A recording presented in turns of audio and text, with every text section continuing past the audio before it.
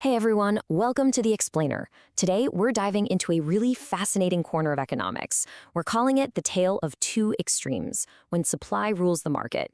We usually think of markets as these beautifully balanced, give-and-take ecosystems. But what actually happens when that balance gets pushed to the absolute limit? Well, we're going to stretch the rules of economics today and see exactly where they snap. So to kick things off, picture this. You've got a highly anticipated product. Maybe it's, I don't know, prime real estate right in the middle of a crowded city, or a VIP ticket to a one-night-only concert. Now ask yourself, what happens to the price when the supplier literally cannot produce a single extra unit? I mean, no matter how much people are begging for it. Or let's flip it.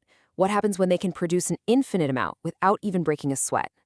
Now, these aren't just fun thought experiments. They're actually the fundamental extremes of the whole market mechanism. But to really get how these extremes work, we kind of need to quickly ground ourselves in the normal rules of the game. Okay, let's dive into this.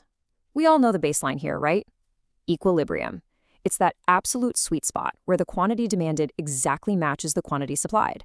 Buyers and sellers are happy, the market clears. Basically, it's the price where every buyer who wants the thing can get it, and every seller who wants to sell it sells it. Simple enough. But we really need to keep this baseline firmly in our minds before we go ahead and completely break it. Because in a totally normal, balanced market, a sudden demand shock is basically shared. Think about it. If demand suddenly spikes, pushing that downward sloping demand curve over to the right, well, both the equilibrium price and the quantity go up together. The whole intersection point just glides diagonally up the supply curve. The buyers end up paying a little bit more, the sellers produce a little bit more, and they just meet in the middle. Everyone compromises. But what if they literally can't compromise? That brings us to extreme supply constraints. This is when reality just completely breaks the rules. We're going to take a trip into two parallel economic universes, where those normal rules completely fly out the window. First stop, Universe A, perfectly elastic supply. In this reality, it is all about infinite flexibility. Suppliers can produce as much or as little as the market wants, and their production costs don't change one single bit. And because they're so flexible, they actually draw a hard line in the sand when it comes to price. They will gladly sell you infinite amounts at one very specific price, but absolutely zero if it's even a penny more or a penny less. So imagine what this perfectly elastic supply looks like on a graph. The supply curve is just a perfectly flat horizontal line. It runs completely parallel to the bottom axis, right at that specific price point. Now, let's say a sudden craze hits and demand surges to the right. The quantity bought and sold completely skyrockets. Suppliers just effortlessly crank up the factories to meet that new demand. But the price? It doesn't move a millimeter. It is locked in. Conversely, if demand completely crashes and shifts to the left, the quantity drops way down. But again, that price stays totally frozen. So the big takeaway here is that when supply is perfectly elastic, a shift in demand changes the quantity, but the market price, it stays completely fixed. Okay, brace yourselves. We are leaving this super flexible world and slamming headfirst into a brick wall.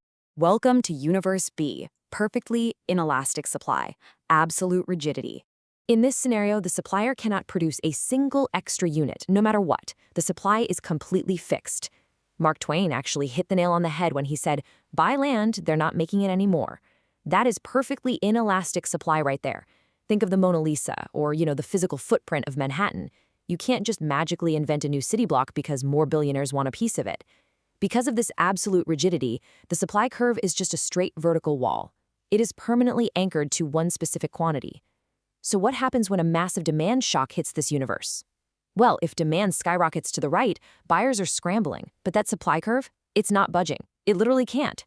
So that new equilibrium point just climbs straight up that vertical wall. Since the quantity is entirely trapped, all of that crazy buying pressure has absolutely nowhere to go except into the price. The market price gets driven wildly upwards. And if demand crashes, the suppliers can't magically reduce their fixed stock, so the price just completely plummets while the quantity stays exactly the same. The buyers are taking the full, brutal force of the demand shock entirely through extreme price swings. And this brilliantly illustrates the core lesson of our dual panel analysis today.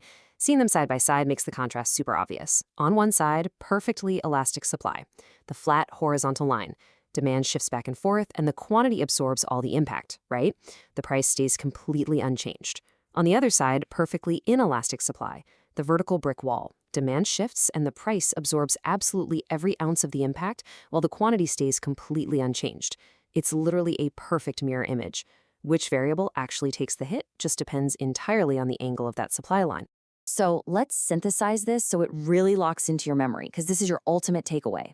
If you've got an elastic supply, that perfectly horizontal line, a demand shock means the quantity is going to change, but the price stays fixed. The market bends to whatever the buyer needs. But if you're dealing with an inelastic supply, that perfectly vertical line, a demand shock means the price is going to change wildly while the quantity stays perfectly fixed.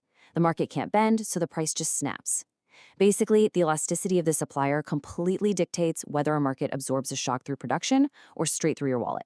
So let's bring this theoretical stuff back to reality. The next time you're desperately trying to snag last-minute tickets to a sold-out show, or you're watching the price of beachfront property go to the absolute moon, I want you to visualize these extremes. Don't just get mad at the price tag. Ask yourself, wait, is their supply curve completely vertical? Am I stuck in universe B fighting over a perfectly inelastic good? Getting a handle on these extremes doesn't just help you ace an exam, it gives you a genuinely powerful lens to decode the prices we all pay every single day. Thanks so much for joining me in this explainer today. Keep asking those great questions, and I'll catch you next time.